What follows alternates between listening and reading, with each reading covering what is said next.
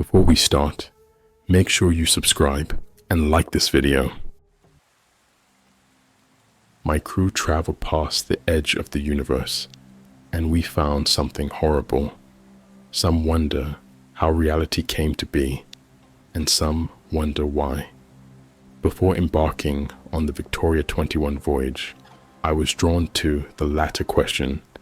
If an answer exists, however, I now know that it would be too terrible to bear. Many outside the scientific world believe that the secrets of existence lie beyond it. Some may hope to find the Creator past reality's rim, but they would be horrified to learn the truth. Most in the scientific community, of course, claim there to be no beyond at all, nothing but our tangible plane. Still, even they have never publicly offered a fixed answer. After all, even if nothing exists beyond the universe, another question remains: is reality finite or infinite? Cosmologists have long sought to chart the bounds of existence.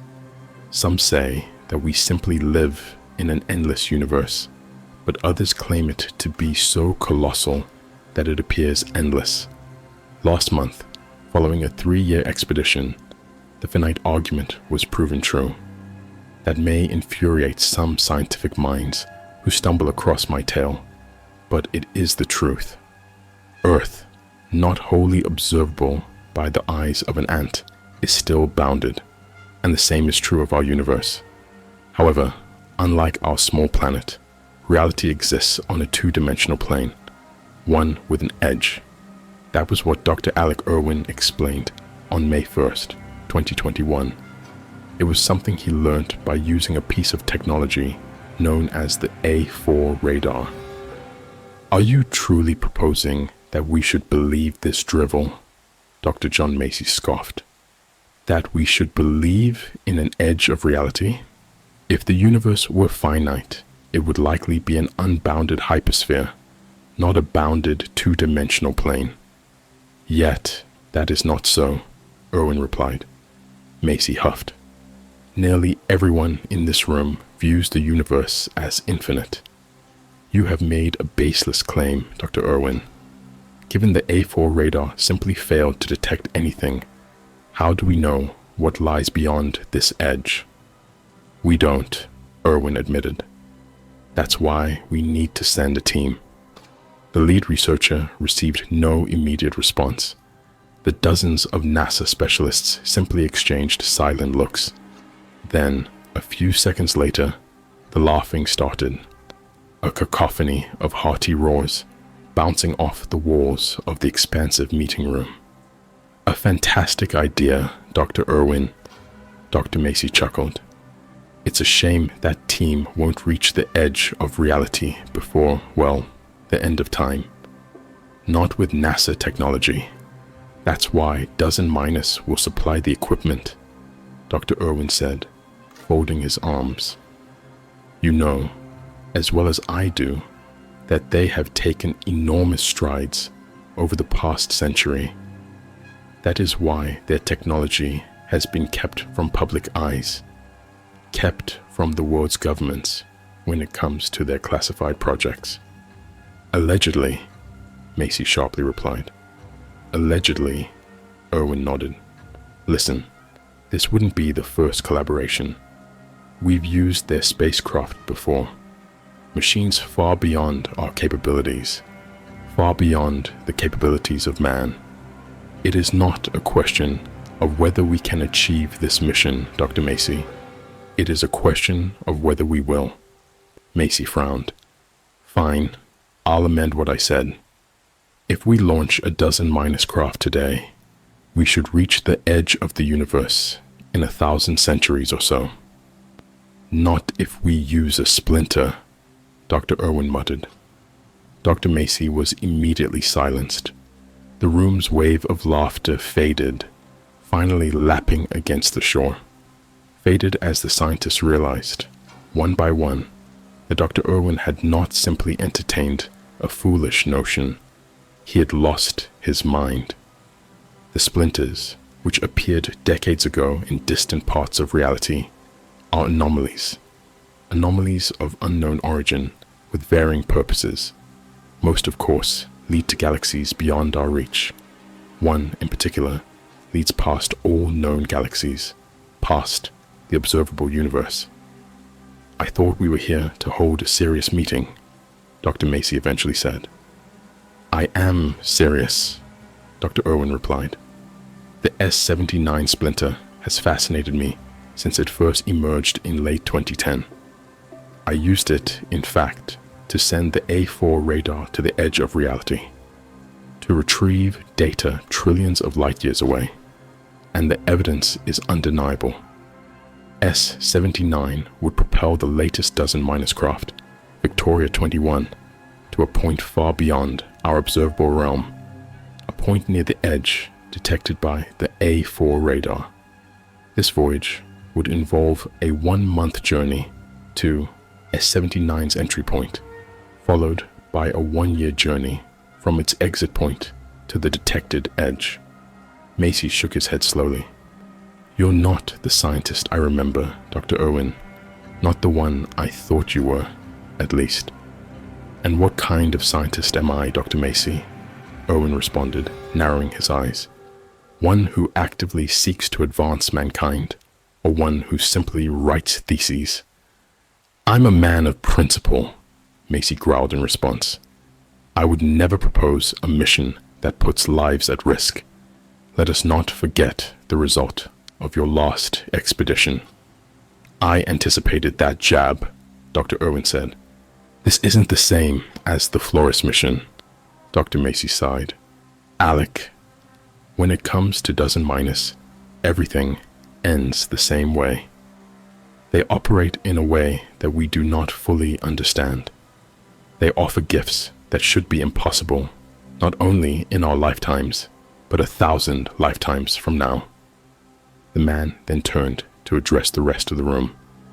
This is not a company to be trusted, people. Do not let Dr. Irwin sway you. Do not let advanced technology sway you. Why is it that whenever Stefan Blom provides support for projects, things always seem to end disastrously? The interests of dozen minus are not the interests of... Enough, Emmett Cade, NASA's OTR director, interjected. Dr. Macy, you know that these meetings are about more than the interests of any organization. After all, not all who work in this building are aware of this meeting, are they? Macy grimaced. But, listen, in 2 days, Senator Nelson will become our new administrator, Cade continued. There will be changes in NASA over the coming weeks. There will be countless eyes and ears on us. I trust, Dr. Macy, that you won't be running your mouth in front of folk without T-level clearance. Of course not, Mr. Cade, Macy gasped. I take my job seriously. So do I, Irwin said. Do you not want to know, John? What? Dr. Macy asked. Know what lies at the edge of everything, Dr. Irwin whispered. What lies beyond the edge of everything. If something lies beyond the edge of everything, then we haven't found the edge of everything, Dr. Macy said. Don't be obtuse, Irwin huffed. You know what I'm claiming. Not that nothing exists beyond our universe. Quite the opposite, in fact. Something lies beyond it. Something that the A4 radar did not know how to process. Whatever exists beyond the edge, it's nothing that abides by the laws of our realm. Nothing that... Exactly. Nothing. The A4 radar picked up nothing, Dr. Macy interrupted. Even if we were to use the S-79 splinter as a boost, propelling our team to a distant point of the universe, they may find nothing at all. Nothing that humanity has any equipment to record. After all, we only know of things within our reality, and that would mean they'd be wasting over 2 years of their lives. We know of more than our reality, Dr. Macy, Irwin said. Have you forgotten what Dozen Miners showed us in Birmingham You should watch your tongue too, Dr. Irwin, Emmett Cade barked. Sorry, sir, Dr. Irwin mumbled. And Dr. Macy, the project is continuing, regardless of your disapproval, Emmett Cade said. This meeting wasn't a negotiation. It was an announcement. You know what's coming, Calvin, Celine whispered to me. Don't, I begged. We had long been earmarked for a venture such as this, and I knew that before Emmett Cade locked his eyes onto the pair of us, we were cowering at one side of the room, but we hadn't escaped his stare. Calvin Beckinsale and Celine McGinnis, Emmett announced, waving a hand in our direction. Two of our finest physicists. They will be joining Dr. Alec Irwin on the Victoria 21 spacecraft. When? I meekly asked. July 1st, Emmett answered. 2 months? Celine breathlessly asked. How on earth are we supposed to prepare in that length of time? I've been preparing for years. The longer we leave it, the greater the chance that we miss our window, Dr. Irwin explained. And that was the only attempt Celine made at contesting the mission. I was always more passive than her, so I simply nodded. I'd accepted our fate before Emmett Cade had even confirmed it. Accepted it in 2015 when I first received clearance for T-level meetings. Accepted the possibility that at some point NASA's shadowy department would demand that I contribute. Demand service. Celine was right, of course. 2 months was hardly enough time to prepare, but Alec Irwin had been spending years planning for that very moment. In fact, Celine and I only really achieved one thing over those 8 weeks. We learned just how unwell the man had become. It was clear that, psychologically, Dr. Irwin had already crossed the boundary at the edge of the universe. His mind no longer seemed to entertain any thoughts about our planet, our reality. And only one thing frightened me more than that. Deep down, I shared his perturbing delight, his hunger for what lay beyond all. On July 1st, 2021, Victoria 21 launched with Irwin, McGinnis, and me on board.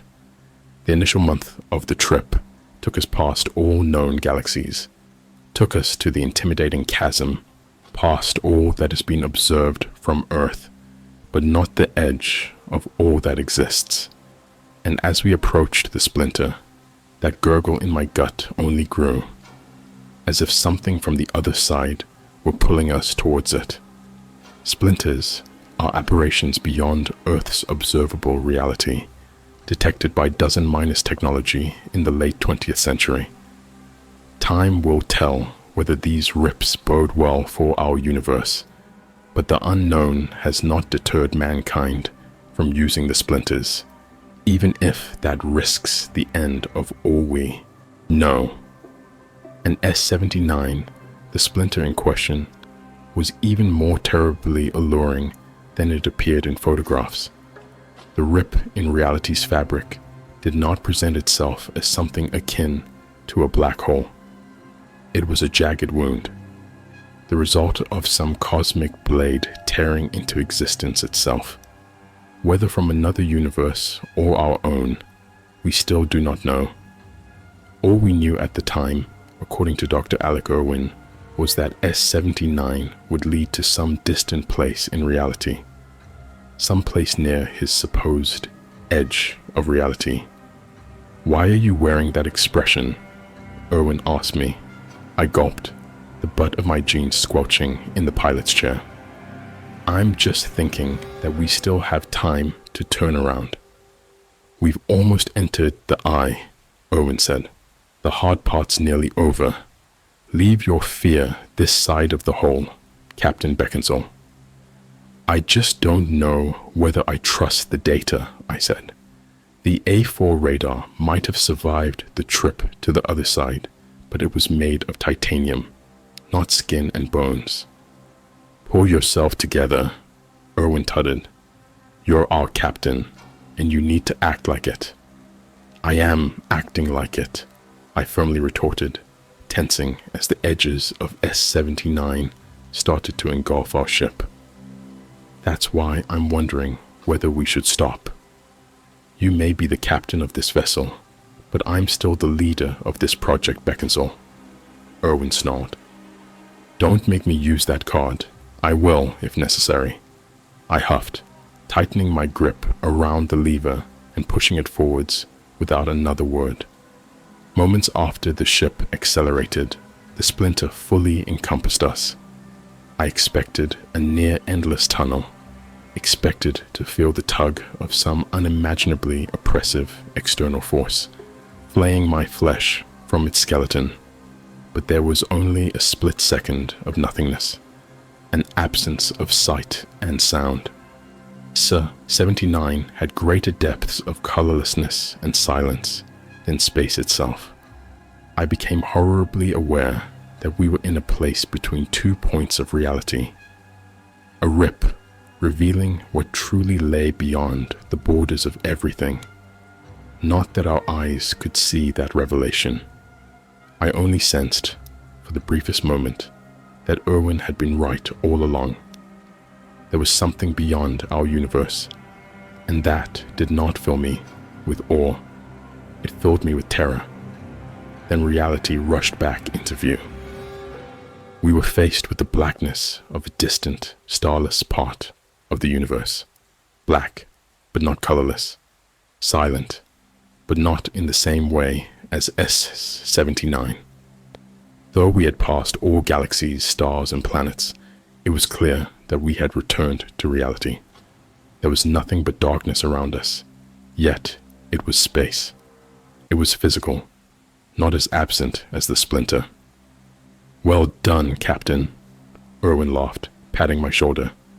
Now we pursue the edge as it flees from us. Let us hope the Victoria can warp at the speed that Dozen Minus promised. We have made excellent time, Captain Beckinsale. That's why you're the best. By my estimations, we should find the edge on June 29th, 2022. I sighed, nodding. There's a long stretch of nothing ahead, Dr. Irwin, and then real nothing after that. No, not nothing, Captain, Irwin said.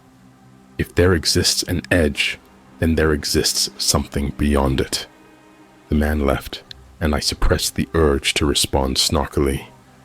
I was well aware that nothing, as a concept, did not exist, and if there were an edge of reality with something beyond it, then that something would not be nothing. But I didn't fancy an argument. Dr. Irwin did not recognize my expertise. He seemed to forget that Celine and I were physicists too.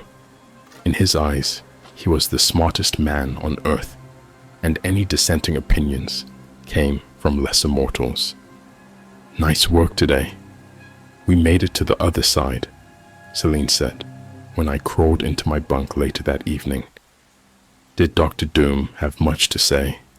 Was he a good co-pilot? Congrats, Celine. You managed to spend the whole day away from him, running analytics or whatever nonsense you made up, I said, slipping my hands behind my head and resting on the pillow. You're a jammy dodger. You know that? Oh, I'm sorry, Werner, Celine smirked, poorly imitating my British accent. Whatever, Yankee Doodle, I said as the woman peered over her top bunk. You really know how to flirt, Calvin, don't you? She replied, slipping down the ladder. I laughed. Course I do. It's that classic English charm. How about you come over here and Yankee my... Let me stop you there before you ruin this, she softly interjected, clambering into my bunk and silencing me with her lips. I'm not sure why we were so secretive about our relationship. NASA officials were likely aware of it, and they were also likely not to care. Well, I lie. I do know why we were hiding it. It was a secret that we were keeping from Dr. Irwin. The man's temperament was less predictable than a violent gust. He was sometimes energetic and likable, but other times lethargic and lacking empathy. One thing was constant, however: Owen's focus on the mission at hand, and I had a horrible feeling that he'd react badly to knowing about Celine and me. Months rushed by. Only the passage of time reassured me that we were moving ahead rather than being stuck in some perpetual purgatory. Blackness gushed past the viewports of the ship, so it was difficult to measure distance with eyes alone. Surprisingly, however, the journey did not make us as irritable as I had imagined it would. Owen was giddy about finding the edge. Celine and I were giddy about each other. On occasion, we even shared joyous moments with Alec himself. He was not a monster. Back at NASA, I hadn't ever had a reason to dislike the man. Since passing through the splinter, however, he had begun to change. Purpose can be a wondrous thing, but it can also be the death of a person. One night, as we neared Irwin's purported edge, I was woken by a voice. Celine was sleeping soundly, so I delicately scooped her arm off my chest and slipped out of bed. As I tiptoed along the ship's main walkway, the voice loudened, and I found Dr. Irwin near a side viewport, staring into the abyss of the cosmos. "Just let us see," the man mumbled. "Dr. Irwin?" I said. "It's there," he muttered. I looked at the man's face and realized he wasn't staring at all. His eyes were closed. He was sleepwalking. Of course, that didn't make his ramblings any less disquieting. As I looked into the blackness, I was sure I could see it too. Beyond all, the thing I'd seen in the splinter, if it were anything we could call a thing. Again, I did not see it with my eyes, but my flesh. Goosebumps coated me, and I knew that we were approaching the edge. I didn't tell Celine what I saw. I crawled silently back into bed, closed my eyes, and stayed awake for the rest of the morning, or rather, failed to sleep. When her alarm sounded at 6, I pretended to wake alongside her. "You okay?" she asked. I nodded, trying to shake off the stodginess of my body. "Yeah, tired." "Well, wake yourself up. It's another day in paradise, sweetie," Celine sarcastically said. She was wrong. That morning was different. It wasn't just Irwin's sleepwalking which made me feel unwell. It was a throbbing sensation in my chest, one that had accompanied me since we passed through the splinter a year earlier. And when I found Irwin on the flight deck, sitting in my chair, I already knew what he was going to say. "We found it," he whispered. I called Celine, and the three of us gathered in the cramped cabin to eye the darkness ahead. "What's the latest analysis?" Celine asked. Irwin tapped a monitor beside him. "We've reached it, McGinnis. The edge that the A4 radar detected. The last point in our reality at which matter is detected. 1 mile ahead of us. It all ends there." "Why aren't we moving?" she asked. "Captain Beckinsale brought us to a halt. He wanted you in the room before we did anything," Irwin gruffly responded. I sighed. "We need to think about this, Irwin. What do we see ahead of us? Nothing but more blackness." "Nothing?" Irwin scoffed. "What have I told you about that word? If we see blackness, then something exists out there, beyond the edge." "I don't know what I see," Celine said. "Not an edge, just more, just..." "What did you expect?" Dr. Irwin asked, swiveling to face her. "A line in the sand, a border between our reality and whatever lies beyond. We are stepping into the unknown, McGinnis. We have no idea what we might find, what we might see or not see. Which is exactly why I think we should send a transmission home," I said. We need to discuss our findings with ground control, collect data, and then twiddle our thumbs. Irwin interrupted.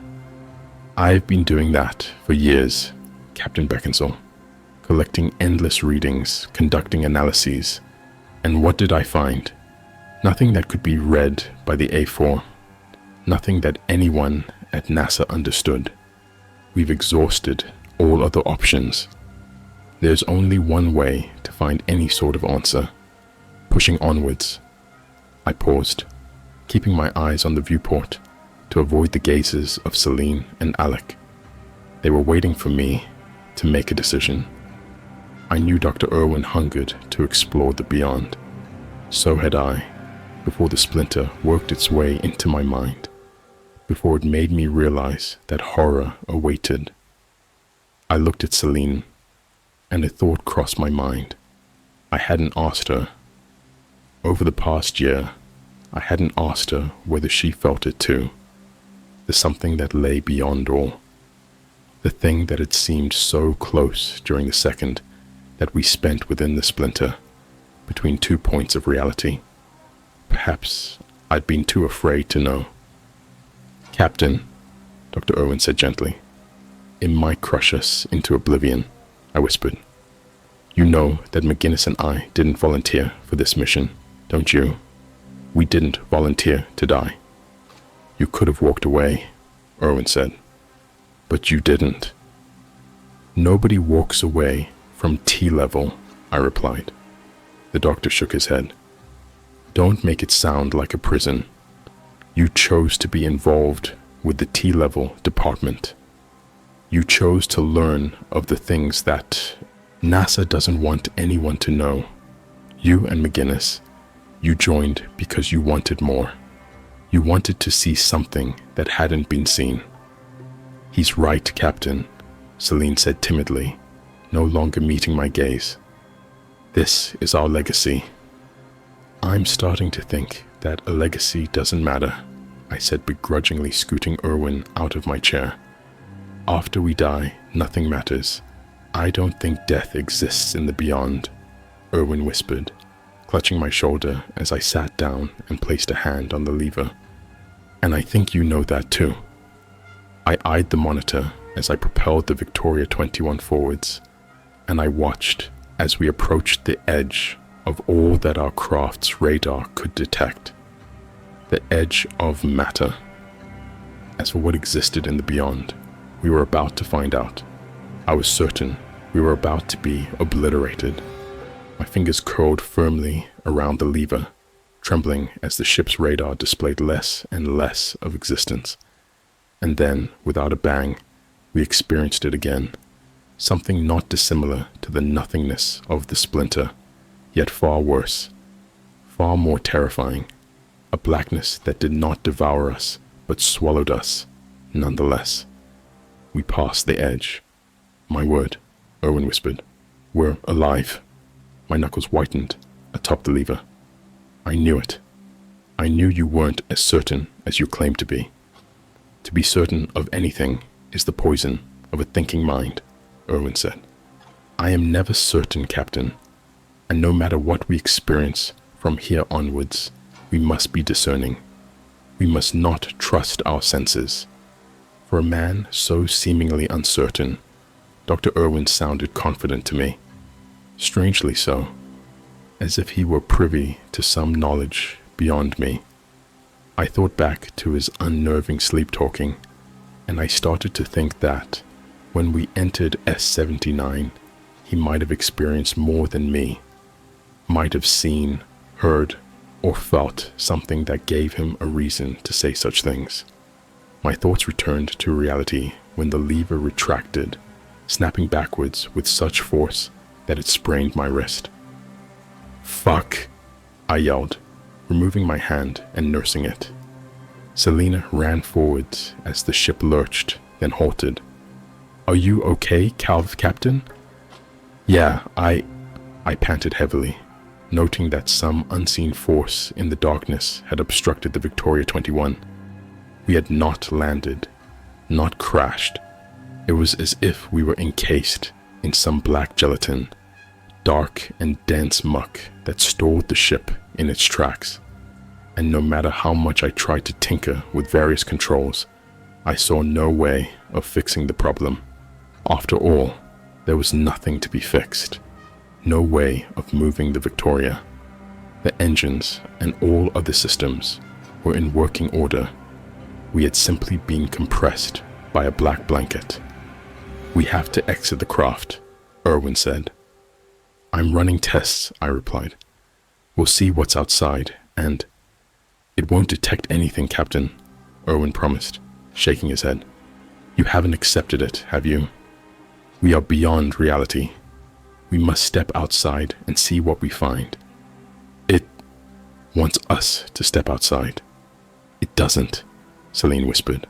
Shocked, I twisted my head to face her, and she offered me a sheepish expression. "What do you mean?" I asked. "You're not going to question him?" Celine said, raising an eyebrow as she nodded at Irwin. "He talked about it too." "Yes, but I didn't think you'd seen it. Or felt it," I said. "Well, I knew that the two of you had," she responded. "You talk in your sleep, Calvin." "Captain," Irwin corrected. "There is a proper procedure, McGinnis, when it—" "Just stop for a moment, Alec," Celine softly urged. "We need to talk about what happened. We all saw something in the splinter, didn't we?" "There was nothing to see," Irwin said. "No," Celine agreed. "It wasn't a thing that human senses know how to process. Yet, I knew it was there. And I know you two felt it too." "I don't know what I felt," I said. "I don't even know why I'm here." "We're here for the same reason as Dr. Irwin," Celine said. "We pretended to be different from him. But we were lying to ourselves, Captain. We could have turned around. Should have turned around. Absolutely no doubt about that. But it isn't in our nature, is it? It has nothing to do with the splinter. Nothing to do with what we did or didn't feel. The three of us are broken in some way. And we hope to find something in the beyond. An answer that might fix us." "I don't know what you mean," Irwin said, rising to his feet. "This is about the progression of mankind. It is about the discovery of all discoveries. It has nothing to do with me. It has everything to do with you. It has everything to do with Calvin and me. We've always sought something bigger than us, something that might make us feel whole. Why else would we reach for the stars?" "Earth wasn't enough," Celine said. "We brought ourselves here. That thing in the splinter didn't call to us. It told us to stay away. And we didn't listen." I turned to face Celine, and my mouth failed me. My entire body failed me as I struggled to process my surroundings. I was outside the ship. Victoria 21 sat behind me in the darkness, not on a grounded surface, not on or in anything. And I, too, did not walk on ground. It was not a place in which ground existed, not a place in which known physics existed. Yet, the ship existed. I existed. Do I exist? I wondered. Is this even real? There was no time in that blackened nothingness, but I believe a lot of it passed before I realized I was alone. Realized that Celine and Alec were gone. And from what I distinguished, squinting through the primary viewport of Victoria 21, they, like me, were no longer on the flight deck. I tried to call for them, but there was no sound in that place, though I certainly tried to produce sound. And then a door creaked, the first noise in that silent existence, something in the nothing. I turned rapidly and drowned in a wave of motion sickness as my surroundings entirely changed a second time. I was standing in a room, one with a floor, a ceiling, and walls of mahogany planks. A couple of grimy window panes revealed not blackness, but a white void outside. Every surface was decorated with various scribblings and paintings, depictions of humanoid things and creatures I had never seen. Mostly, the sheets displayed barely legible writing. Who is my maker? That question was handwritten across numerous sheets of paper, sometimes scrolled atop whatever other writing had already been on the notes. The sloppily written query seemed to deteriorate as my eyes danced across the walls towards the door. These documents revealed the musings of something mad. I immediately wanted to try the door, but my neck itched. It told me that something awful lurked within the place, but it also told me that something lurked behind me. I rotated sharply, preparing to meet my doom, but I was greeted by something far worse, something far beyond anything I had ever expected my mortal eyes to behold. Atop a cluttered wooden desk, which was pressed against the wall, there sat a crystal globe. Within its unblemished spherical shell, blackness swirled, harboring pinpricks of vibrant colors, an ever-moving, gaseous fog, which felt like the only warmth in that place, the universe itself. My mind swam with fearful, nihilistic thoughts as my eyes flitted between the frail, glassy ball and the white expanse visible through the window pane above it. Reality seemed so terribly small and insignificant. More horrifyingly, I thought of the thing that had carelessly left an item so precious on a wooden desk, resting, unsupported, on a pile of notes. I did not ever want to meet that thing. Whilst my eyes were lost in the miniature representation of reality, a scream sounded from beyond the door. I spun, shoulders shooting upwards in fright. I knew from the pitch of the pained voice that it was Celine, and I called out to her as I barreled through the door. I found myself in a long hallway of mahogany, much like the first room, and standing on weak legs at the end of the corridor was Celine. "Are you okay?" I asked, running forwards. As I neared her, I noticed that she was reading one of the many notes lining the walls, and by the time I reached her, I was horrified to find that I no longer knew whether her sounds were those of fear or laughter.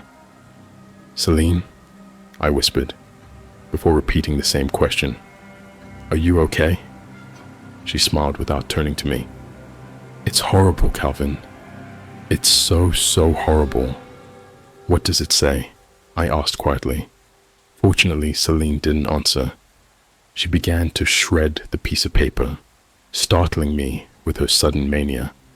Though I begged her to calm down, she was hypnotized by the task at hand, focused on ridding herself of whatever maddening thoughts had plagued her whilst she read. I still struggle to imagine a combination of words that could possibly instill such terror and joy. I don't know what she read on that piece of paper, and I never asked. I'm just glad she destroyed it before she finished reading. "Don't let me look at the others," Celine sniffled, finally stilling herself as she stumbled into my arms. "Don't read any of it unless you want to lose a piece of yourself." "I did read something," I admitted. "Who is my maker?" she whispered. I nodded. Do you think whatever lives in this place could be?"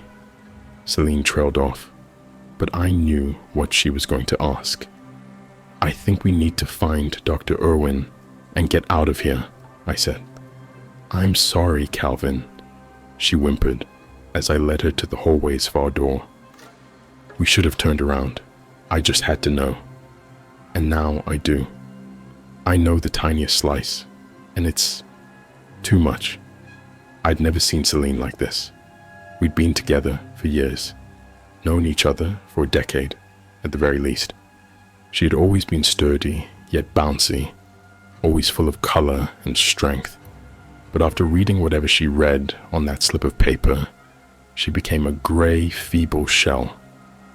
When we opened the door at the end of the hallway, it led to the final room, one with a mahogany floor and ceiling, but walls of glass, towering panes that revealed the white void beyond the house, the claustrophobic nature of the dwelling, or what had once been a dwelling, existed in stark contrast to the eternal expanse beyond the universe, in stark contrast to the humongous nature of reality itself, which had been reduced to nothing more than a meager ball of glass. The house was a construct that felt too human for my liking. It felt false. "Alec," Celine whispered. I'd been so lost in thought that I barely noticed the project leader standing in front of the glass wall ahead, gazing at the whiteness of the beyond. He didn't turn to face us when we entered the room, though the sound of the creaking door loudly reverberated off the glass. Celine and I approached Dr. Irwin cautiously, and I half expected him to be muttering incoherently once more. It was worse than that, however. He wasn't making a sound, wasn't making a move. The man was motionless, eyeballing the blinding abyss outside. I tried to avert my gaze from the ceaseless whiteness, lest it drive me insane too. Strewn stacks of paper littered the floorboards beneath the man, and every inch of my body begged me to leave, begged me not to put my hand on his shoulder. I did it almost unwillingly. "Dr. Irwin," I said, "we need to leave." He eyed me, not slowly, not even with his usual vigor or passion. That had entirely fled his eyes. The man looked more hollow than Celine. She was positively vibrant in comparison, but my eyes only lingered on his face for a second. I quickly fixated on what he held in his hands. A skull. I trembled. "Is that—" "No," Owen interrupted, eyes and voice penetrating my body, then boring to the other side. "It is not the skull of our maker. He isn't here. Not anymore." "Who is it?" Celine shakily asked. Dr. Owen moved with such frightening precision, and his possessed eyes locked onto the woman. "Don't you know, McGinnis?" he asked gleefully. "You've read his word." Celine shivered. "I only read a small segment. It was beautiful," Owen finished, brandishing bloody teeth. Celine and I took steps backwards, casting petrified looks at one another. I was grateful, at that moment, for her sharp thinking, grateful that she had summoned the strength to shred the note before passing the point of no return, before entirely losing herself. As I stared at the paper pile beneath Irwin's feet, I wondered just how much of the maker's writings he had consumed. Above all else, I cursed myself for my curiosity. In spite of Celine's warning, I wanted so desperately to know what was written on the countless notes in the house. But I valued my sense of self, valued it enough to resist that inky siren song. "What did you do, Alec?" Celine cried. "You really don't know," the man whispered, eyes still not seeing us. He had ascended to another plane of existence. Whatever he had seen or felt was all that mattered to him anymore. Dr. Irwin was lost to the white abyss. Celine and I had to leave. "We're going, Alec," I said. "I'm not," he replied, laughing awfully. "No, I don't think you should," I said. "Don't you want to know?" he said, raising the red-stained skull above his head. "Don't you want to hear a secret about my trophy?" "Come on," Celine urged, tugging my sleeve. "Let's go." "This is me, Captain Beckinsale," Irwin cackled, thrusting his trophy into my arms as tears streamed from his bloodshot eyes. A remnant of my physical form. Clattering sounded, and we gawped in horror as the demented man lunged towards us. Following him in a trail on the wooden floor was a pile of bones that had leaked from his body. Detached sections of his skeleton fell through his flesh as he walked. The bones did not fall through gaping wounds, but immaterial skin. The man's body was an ethereal, spectral form. Irwin's blood-covered bones and red grin were the only drops of color in that white place. His broken skeleton formed a revolting line from the pile of paper to his ghostly body. And as I thought back to moments earlier, when I put my hand on the man's shoulder, I realized I hadn't felt anything at all. "Consume oneself," he whispered, presumably reciting what he had read. "That is how I grew. I have no idea how a person would devour their own body, no idea how they would transcend their physical form by doing so. And I didn't want to know." Celine sobbed as I snatched her hand, then pulled her towards the exit. Perhaps she had an inkling. Perhaps she had seen something which would explain how Dr. Irwin feasted upon himself. I took one look over my shoulder and winced in terror at the abomination who charged towards us with one hand outstretched. "Don't leave," the man roared. "I must reach the next plane. Must feast again so I may reshape all." I pushed Celine through the doorway, preventing her from turning her head. I tried to ignore the gliding entity that had once been our determined, but still human, leader. And when we reached the final room, I fixed my eyes onto the globe of reality, considered our next move, whilst Celine peered over my shoulder with a horrified look. She choked. "We need to touch it," I said bluntly. "We need to touch the globe." With my hand still holding hers, I guided both of us towards the crystal sphere. It was the only way. I didn't know how I knew that, but I did. I hadn't read a single word of the letters other than the Maker's existential question, but I knew. The bellowing roar of Irwin, who I could feel reaching towards us, disappeared as Celine and I faded from white to black, back into that stuck realm of reality we had first found beyond the edge. A door, which led to the house, stood several hundred yards from our frozen spacecraft. Celine and I stood in the middle. "How do we escape?" she asked as we ran towards the Victoria, which was still cemented in the black void. "We activate the E-warp with reverse thrusters," I said.